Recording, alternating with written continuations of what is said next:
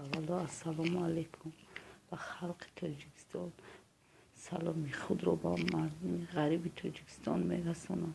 پروردگار رو هر یک فرزند انسان خداوند بده پناه خودش نگه داره. هر یک غریب بچه رو، هر یک فرزند مسلمان در غریب باشه، خداوند در پناه خودش نگه داره. خدا آباد تهمت ناگهان گرفتارشون نکنه. و سلام خود رو به همه شما میرسانم. و سلام خود رو بر رئیس جمهوری تاجیکستان و شهر دوشنبه رستم امامعلی میرسانم. از رستم امام از پرزیدنت جمهوری تاجیکستان احترامانه خواهش میکنم که نسبتی عبدالعلی فردوسی دو یگان چاره قانونی بینه.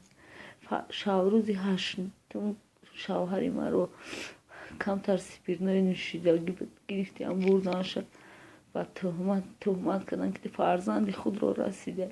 من مادری همین فرزندایی، من شاهدی میتونم در این دنیا و قیامت که شوهری من خیلی دام نیست، شوهری من نمیکنه این کار. من در عدل رفتم بردن ناظر منطقه گل مراد میگن گرفتم برد شوهری مرا میگه شویتنم خیلی کدگه. میگم نمیکنم، ایشون باوری ندارم شوی من این کار کنم. یک گپ قبیده بخیر من زدن در درونی عدل در یک کابینه در آوردن انور گفتن گلو نیروز مرا زد.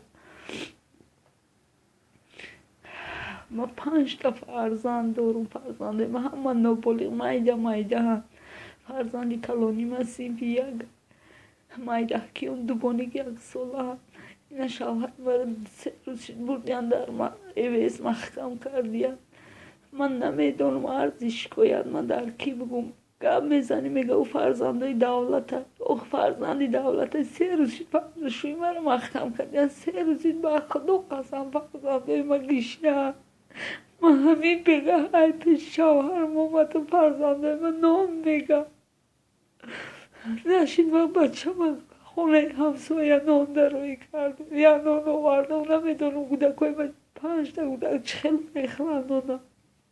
خیلی فرزندی دولت باشه شوهر ما به تهمت بردم محکم که خدمت زدم. بیاره دولت نگاه کنه که فرزندی من همی 3 روز یا لیمچه آرد بیاره.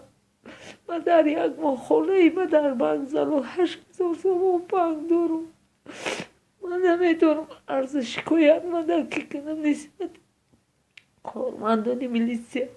من در عدل در یک کابینت محکم کردیم اومدیم چسکاوی همینجا فرزندی مرا فریب کرده درونی خونه گرفته برده که او چطور میگه که بیایم گرفتیم بردیم پروکراتور بردیم پروکراتور اکسپرتیزا بردیم فرزندی مرا شکلات دادیم فند فریب کرده که تو گودت امورا هم خیلی کرد.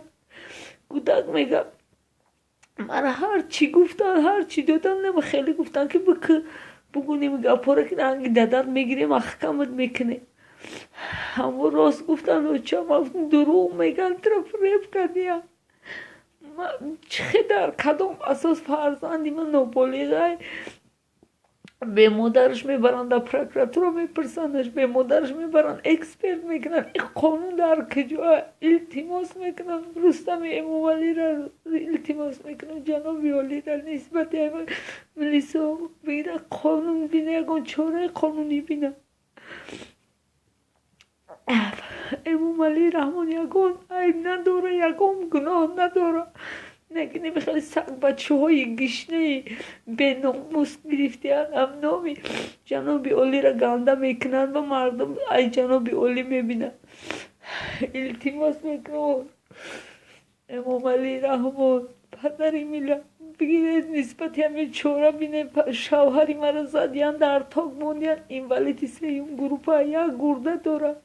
من 9 سال قطعی زندگی کردم ولی من پریستوپی گرده او را ندیدم. 2 روزه که در ایویس محکمش کردیم پریستوپی گردهش میگیره. شوی ما یکان فلاکت شد و هیچ که جواب نمیگه، هیچ که فرزندای مرا نگاه نمیکنه. من ببرم در کوچه گردی کنم فرزندای ما در عیب نیسته. من زنی تاجیک ما چه میپرم در و هر مردی نامحرم میرم میگردم. من نمیدونم چی کار کنم. التماس میکنم دستگیری